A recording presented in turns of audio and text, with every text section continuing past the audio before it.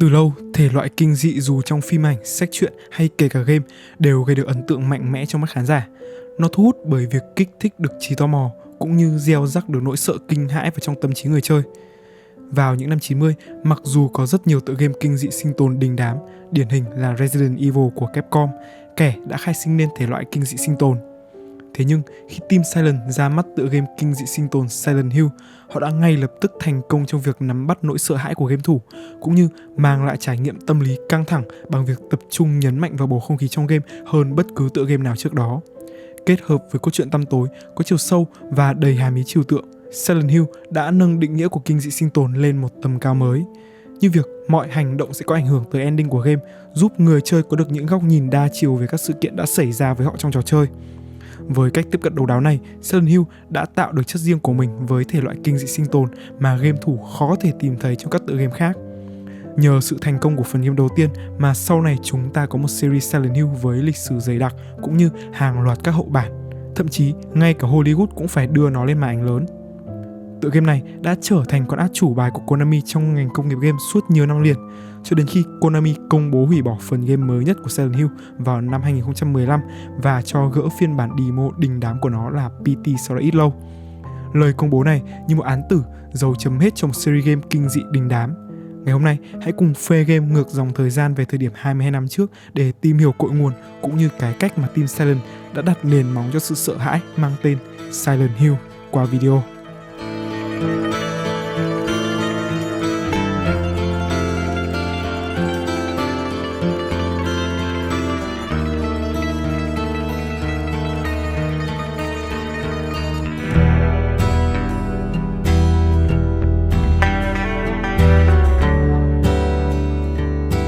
Ở video nhật ký phát triển Resident Evil, chúng mình đã chia sẻ rằng khi Resident Evil ra mắt vào năm 1996, nó đã nhanh chóng tạo nên làn sóng game kinh dị sinh tồn.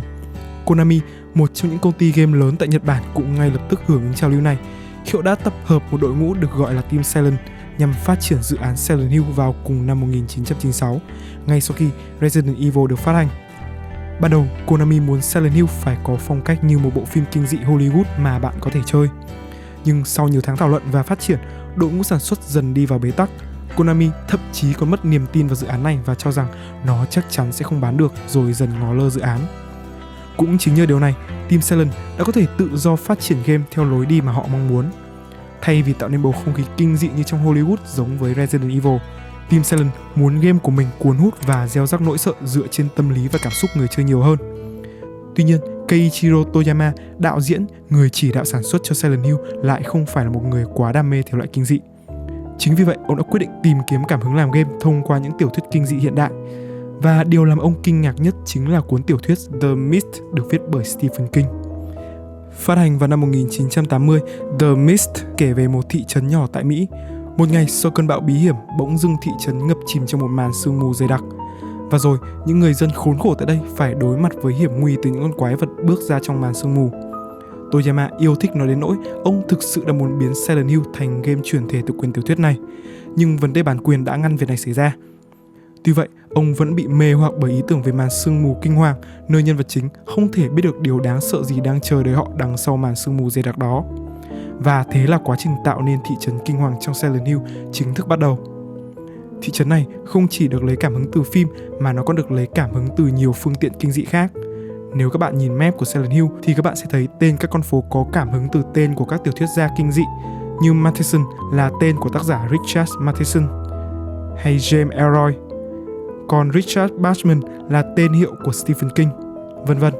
Song song với tiểu thuyết thì bộ phim kinh dị tâm lý Jacob's Ladder cũng là nguồn cảm hứng mạnh mẽ cho bối cảnh trong Silent Hill. Đó chính là bối cảnh bệnh viện tâm thần. Rồi đến tạo hình các con quái vật, hay những cô y tá đáng sợ với những ký sinh trùng trên người, và hình ảnh một chiếc xe lăn bị đổ. Ngoài ra, vào thời điểm đó, các game thường chỉ sử dụng các nhân vật là model 3D. Môi trường xung quanh sẽ là hình ảnh được pre-render từ trước. Điều này giúp chi phí sản xuất rẻ hơn cũng như phù hợp hơn với phần cứng máy PS1. Nhưng Silent Hill lại bắt đầu với ý tưởng xoay quanh màn sương mù, nên đội ngũ phát triển muốn môi trường trong game bắt buộc phải có chiều sâu. Chính vì lẽ này, họ đã đưa đến quyết định render thời gian thực mọi thứ với model 3D. Đây là một thử thách lớn do giới hạn phần cứng từ máy PS1 và hình ảnh được thể hiện trong game thì khó mà hoàn hảo. May thay, chính màn sương mù đã trở thành cứu cánh của họ. Bao phủ lên trên mô đen trong game là bóng đêm và màn sương mù dày đặc. Nhờ đó, nó có thể che đi khiếm khuyết cũng như làm giảm giới hạn tầm nhìn của người chơi, che mờ đi những vị trí đang được PS1 render. Sự kết hợp này là hoàn hảo, tuy nhiên vẫn còn những vấn đề khác cần được giải quyết. Đó là một game 3D thì chắc chắn cutscene của nó sẽ phải là 3D. Tuy vậy, tại thời điểm đó, đa số thành viên của Team Silent lại không hề có chút kinh nghiệm gì với việc này. Đây cũng chính là lúc Takayoshi Sato tỏa sáng. Do là người trẻ tuổi nhất, lại là nhân viên mới, công việc chính của Sato chủ yếu là phổ cập kiến thức đồ họa 3D cho các đàn anh, đàn chị, những người đi trước. Anh được tham gia một vài dự án nhỏ, nhưng hầu hết là những công việc vặt vãnh và tiếng Anh không bao giờ được xuất hiện trong phần credit. Nhận ra vấn đề, và một ngày đẹp trời, Sato bước vào văn phòng của sếp mình, đưa một đoạn CGI ngắn anh tự làm rồi nói: "Đây là những gì tôi có thể làm, hãy cho tôi tham gia vào một dự án lớn, một công việc 3D thực sự, hoặc tôi sẽ không dạy ai nữa." Đứng trước điều này, sếp của Sato chỉ có thể ngậm ngùi chấp nhận lời đề nghị của anh. Tuy nhiên, các công ty tại Nhật thời đó không muốn một người như anh có tên trong phần credit chỉ vì lý do anh quá trẻ. Chính bởi lẽ này, sếp của Sato đã đề nghị cử một người giám sát anh. Nhưng điều này quả là phi lý vì mình anh có thể làm đến 40% khối lượng công việc. Anh chẳng cần ai giám sát cả. Cuộc tranh cãi nổ ra và sếp anh nói: "Nếu cậu giỏi thì cậu có thể hoàn thành nó một mình được không?" Sato ngay lập tức đáp lại: "Được thôi, tôi sẽ làm một mình." Nghe thì có vẻ khó tin, nhưng thực sự là tất cả các cảnh CGI trong Silent Hill đều do một tay Sato tạo nên. Nó ngốn của anh gần 2.000 giờ để render hết toàn bộ các cảnh cutscene đó. Không dừng lại ở đó, biểu cảm của các nhân vật trong game cũng do một tay Sato dựng nên.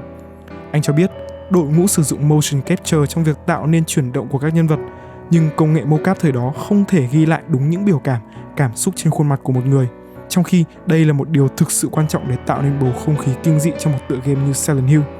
Chính vì lẽ này, Sato đã đứng trước gương, diễn lại các biểu cảm rồi tự tay vẽ lại và thực hiện hoạt họa cho chúng. Cuối cùng Sato đã đúng, cảm xúc của con người trong Silent Hill là tâm điểm của trò chơi, phần nào được củng cố bởi những đoạn cắt cảnh tuyệt vời của anh. Một điều khác biệt nữa của ngành công nghiệp game trong những năm 90 chính là việc mang đến cho người chơi công nghệ lồng tiếng trong game. Nhưng như các bạn đã biết thì nó dở tệ. You were almost a jibble sandwich. You're right. Barry, thanks for saving my life. Đây là khuyết điểm mà Team Silent không muốn sản phẩm của họ mắc phải. Mục tiêu của họ là tạo ra một bầu không khí kinh dị đến nghẹt thở. Do vậy, họ muốn từng lời thoại trong game phải được sinh ra để làm nổi bật điều đó. Để thực hiện điều này, quá trình lồng tiếng cho game cũng gặp rất nhiều khó khăn. Michael Gunn, diễn viên lồng tiếng cho nhân vật chính Harry Mason, đã chia sẻ rằng trước và sau mỗi câu thoại trong game, ông buộc phải tạm nghỉ một giây trước khi bắt đầu thu câu tiếp theo bởi giới hạn phần cứng của máy PS1. Điều này làm ông cảm thấy vô cùng khó khăn để có thể thu thoại một cách tự nhiên nhất có thể. Cùng với đó, kịch bản ngoài việc sở hữu những câu thoại ám ảnh, bộc lộ mạnh mẽ cảm xúc của nhân vật, còn có những đoạn ngắn đến kỳ lạ và chẳng ăn nhập gì với các câu thoại trước đó cả. Đây là vấn đề thường xuyên gặp phải do đội ngũ thiết kế, lập trình phải làm việc trên một thứ ngôn ngữ mà họ không mấy thông thạo. Nó là một quá trình đầy nỗ lực của tất cả mọi người, nhưng kết quả cuối cùng họ gặt hái được lại hoàn toàn xứng đáng, khi mà phần lồng tiếng trong game đã làm tốt nhiệm vụ của nó trong việc gieo rắc nỗi ám ảnh trong lòng người chơi. I'm so scared. Help me. Save me from them. Please. Harry.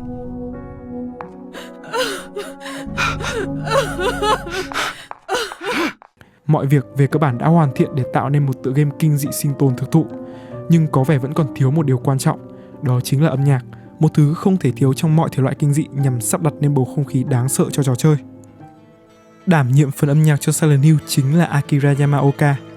Anh cho biết khi bắt tay làm nhạc cho dự án này, mặc dù Silent Hill là một game kinh dị, anh thực sự muốn người chơi phải sợ chết khiếp, nhưng đồng thời anh cũng muốn truyền tải nhiều thông điệp khác qua bản nhạc của mình. Anh muốn bản nhạc của mình gợi lên tâm tư của nhân vật cũng như lý do buộc họ phải chiến đấu trong game. Thay vì sử dụng các dàn nhạc, anh cố gắng làm cho nó trở nên kịch tính, một thể loại âm nhạc khác hoàn toàn với nhạc giao hưởng nhằm tạo nên bầu không khí kịch tính trong game. Cùng với đó, trong các tựa game khác, những bản nhạc với tiết tấu nhanh, dữ dội sẽ vang lên khi người chơi chạm trán các con quái vật.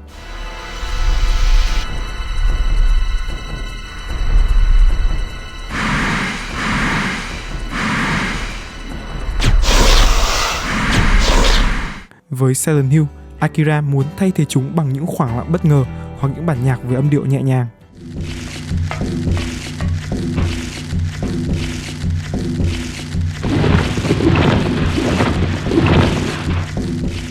từ đó làm cho âm thanh trong game trở nên khó đoán hơn với người chơi. Âm nhạc trong Silent Hill không như các bản nhạc thường được dùng trong phim Hollywood, nó giống như những tiếng ồn tự nhiên. Từ đó âm thanh cùng bầu không khí trong game đã hòa quyện với nhau, tạo nên một trải nghiệm kinh dị thực thụ. Dù dồn nhiều tâm huyết cùng công sức là vậy, nhưng sau khi hoàn thành, đội ngũ phát triển vẫn không tin rằng Silent Hill sẽ thành công. Toyama cũng cho biết, ông không nghĩ rằng trò chơi đủ sợ đối với chính bản thân ông. Tuy nhiên, mọi ngờ vực đều bị đập tan vào năm 1998 khi trò chơi được trình chiếu cho game thủ toàn thế giới tại hội chợ E3 năm đó. Silent Hill nhanh chóng trở thành tâm điểm của mọi sự bàn tán nhờ đồ họa, bối cảnh, quái vật, đặc biệt là bầu không khí kinh dị, u ám, đầy lạnh lẽo mà game tạo ra.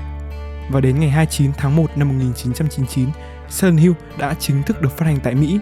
Còn các game thủ tại châu Âu và Nhật thì phải chờ đợi tận 2 tháng sau đó mới có thể chạm tay vào siêu phẩm kinh dị này. Silent Hill lập tức trở thành một hiện tượng game toàn cầu, nhận được danh hiệu Greatest Hits tại Mỹ và Gold Award trên các trang báo châu Âu. Mặc dù Resident Evil là người khai sinh ra thể loại kinh dị sinh tồn, nhưng Silent Hill đã chứng minh cho cả thế giới thấy rằng một game kinh dị sinh tồn thực sự là như thế nào. Khi nhân vật chính trong game không phải là một cảnh sát hay một người hùng với kỹ năng chiến đấu điều luyện.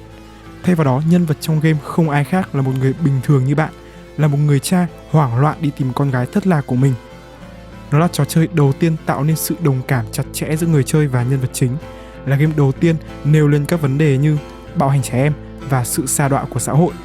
Và đó là cách Team Silent đã đặt nền móng cho Silent Hill, một tượng đài kinh dị trong lòng nhiều game thủ. Từ những con người vô danh khi các dự án trước đó của họ đều thất bại, nay đã trở thành những bậc thầy trong việc gieo rắc nỗi ám ảnh điên loạn vào tâm trí người chơi qua Silent Hill. Hẹn gặp lại các bạn trong các video tiếp theo của Phơi Game.